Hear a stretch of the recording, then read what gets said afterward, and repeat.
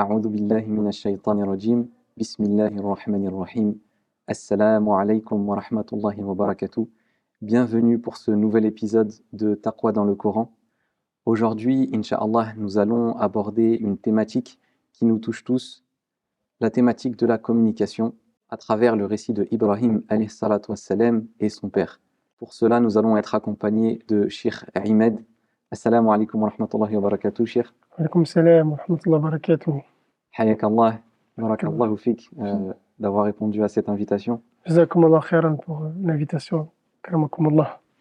Nous allons essayer dans cet épisode justement d'explorer ce passage et d'en tirer les meilleurs enseignements.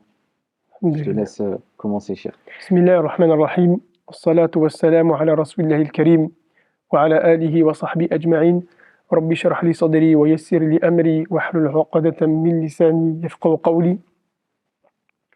Allah subhanahu wa ta'ala évoque le récit d'Ibrahim alayhi salatu wassalam avec son père dans Surat Maryam à partir du verset 41 où Allah subhanahu wa ta'ala dit وَاذْكُرْ فِي الْكِتَابِ إِبْرَاهِيمَ إِنَّهُ كَانَ صِدِّيقًا نَبِيًّا. Allah subhanahu wa ta'ala dit et évoque le récit d'Ibrahim qui est dans le livre. Le livre, ici c'est le Coran al-Karim. إِنَّهُ كَانَ صِدِّيقًا نَبِيًّا. Allah subhanahu wa ta'ala fait l'éloge d'Ibrahim alayhi salatu wassalam en évoquant une de ses qualités, innahu kana siddiqa. Siddiq, c'est très véridique. Et tous les prophètes étaient véridiques. On ne peut pas penser qu'un prophète pouvait ne pas être véridique. C'est à l'encontre des qualités d'un prophète qui était choisi par Allah subhanahu wa ta'ala. Là, Allah fait l'éloge de Ibrahim alayhi salam, innahu kana siddiqan nabiyya. إذ قال لأبيه يا أبت لم تعبد ما لا يسمع ولا يبصر ولا يغني عنك شيئا. Et là, Ibrahim alayhi salam interpelle son père, il veut l'appeler Allah subhanahu wa ta'ala. Son père qui n'est pas musulman. Et regardez comment il l'interpelle, Ya Abati.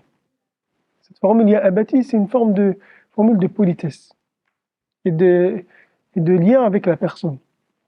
Il dit, oh cher père, pourquoi adores-tu ce qui n'entend pas et ne voit pas et ne t'est d'aucune utilité? Et il commence à dire, mais pourquoi? Il essaie en le questionnant de l'amener à la raison, que sa raison le pousse à délaisser ses idoles et à adorer celui qui entend et qui voit. Et il reprend, Ibrahim alayhi salam, il dit, Ya abati, inni qad ja'ani min al-ilmi ma lam ya'tika, fattabi'ni ahdika siratan sawiyya. Et avec la même formule de politesse, de respect, Ya abati, ô cher père, il m'est parvenu de la science. Et là on voit aussi, on constate l'humilité d'Ibrahim alayhi salam. Inni qad ja'ani min al-ilm. Il dit, moi je suis un tel, je suis un tel. Et ça c'est important lors d'un débat, c'est de faire preuve d'humilité. Pas commencer par dire, moi j'ai été choisi par Allah subhanahu wa ta'ala, donc je suis venu t'appeler. Voilà l'humilité d'Ibrahim. C'était le père des prophètes. Alayhi salatu wassalam. Malgré cela, il est venu avec humilité, il dit, il m'est parvenu de la science. Il m'est parvenu du ilm, de la science. Que toi tu n'as pas reçu. قَدْ جَأَنِي مِنَ الْعِلْمِ مَا لَمْ يَأْتِكَ. Il n'a pas dit, toi tu connais rien, tu es ignorant, moi je connais. Là on parle du père qui ne croit même pas en Allah subhanahu wa ta'ala, qui n'est pas musulman, qui était connu pour sculpter les statues et les vendre. Et donc il lui dit, j'ai reçu de la science qui n'était pas parvenue. Suis-moi, je te guiderai vers le droit chemin. Ici la guider, c'est le fait de montrer. Il y a deux types de guidée. Il y a la guidée qui est dans le cœur, ça c'est Allah subhanahu wa ta'ala seul qui guide. C'est lui qui permet aux gens, aux personnes de croire en lui. C'est Allah subhanahu wa ta'ala. Les prophètes, ils sont là pour montrer le chemin. Cette guidée-là, c'est la deuxième guidée, c'est montrer le chemin. Et là, il dit à son père, suis-moi, je vais te montrer, je vais te guider vers le droit chemin. Certes, c'était son père, qui était, on va voir par la suite, qui était quand même assez dur. Il a fait preuve d'humilité, en évoquant, en disant, j'ai reçu de la science. Après, il montre aussi il montre sa conviction et qu'il est sûr de lui. Suis-moi, je vais te guider vers le droit chemin. Donc, il prend ses responsabilités de prophète. Exactement. Il dit Ya abati la ta'budi shaytan. Inna shaytana kana lirrahmani asiya. Et ensuite, ô cher père, toujours la formule de respect, n'adore pas shaytan. Toutes les autres adorations en dehors de l'adoration unique, l'adoration d'Allah subhanahu wa ta'ala, est une adoration qui émane à l'égarement et shaytan appelle à ces adorations. C'est dit là ta'budi shaytan. Parce que lorsque tu adores les statues, en réalité, c'est shaytan qui t'a amené à adorer ces statues-là. Il dit n'adore pas shaytan, car le diable désobéit à Allah subhanahu wa ta'ala.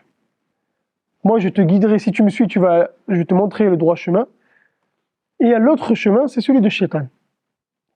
Il dit, je te guiderai le droit chemin. Après, il lui dit, n'adore pas shaytan.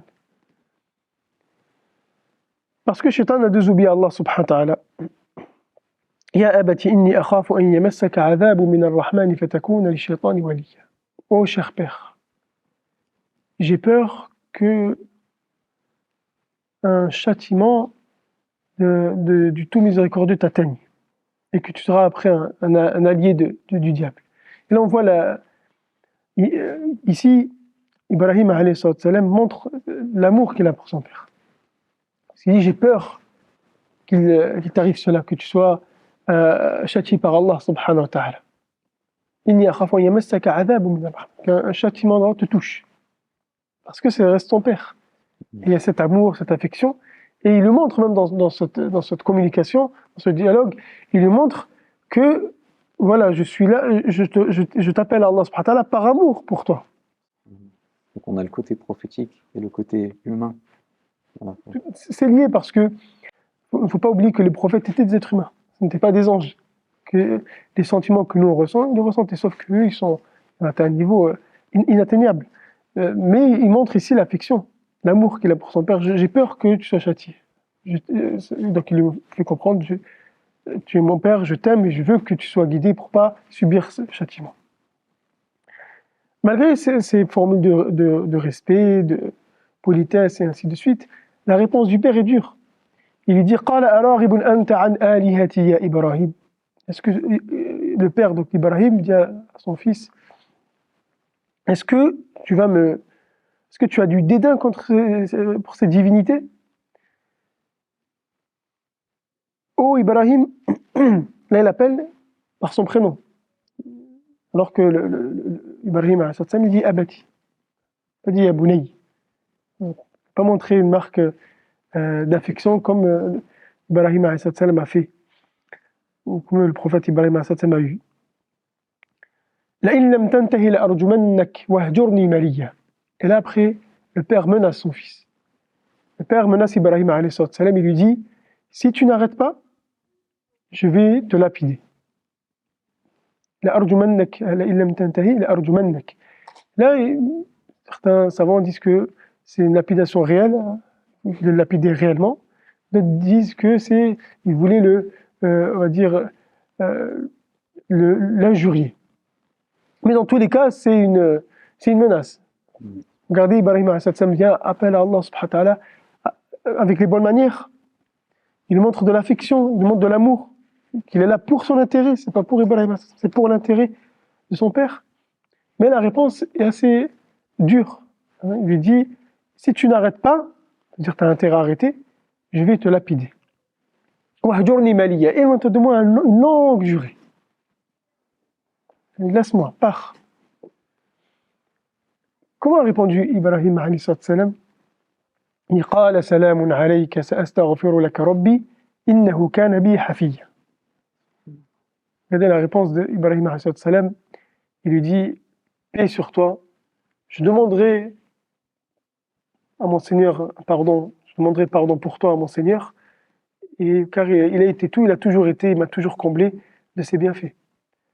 Donc la réponse d'Ibrahim alayhi salam, elle est sage, douce, envers une personne qui l'a injurié qu'il l'a menacé, une personne qui l'a menacé, et il n'a pas oublié Ibrahim alayhi salam que c'était un prophète et qui parlait aussi à son père. Il lui a dit paix sur toi. Mais cela n'a pas empêché à Ibrahim, cela n'a pas empêché à Ibrahim alayhi salam de continuer dans son adoration à Allah subhanahu wa ta'ala, dans sa détermination dans la religion, dans la transmission de sa religion. Parce qu'il dit après وَأَعْتَزِلُكُمْ وَمَا تَدْعُونَ مِن دُونِ اللَّهِ. Il dit je vais m'écarter de vous et de ce que vous adorez en dehors d'Allah subhanahu wa ta'ala. وَأَعْتَزِلُكُمْ وَمَا تَدْعُونَ مِن دُونِ اللَّهِ. Certes, le père n'a pas voulu répondre à cet appel, il a menacé son fils. Le fils a répondu de la meilleure des manières, Ibrahim alayhi salam, mais ça l'a pas fait reculer. Parce que des fois, nous, à notre époque, nous sommes dans les émotions.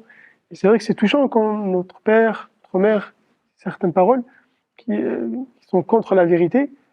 Nous, on est touchés parce qu'il y a les émotions qui sont mélangées à tout ça. Mais il faut que le croyant reste ferme dans sa foi.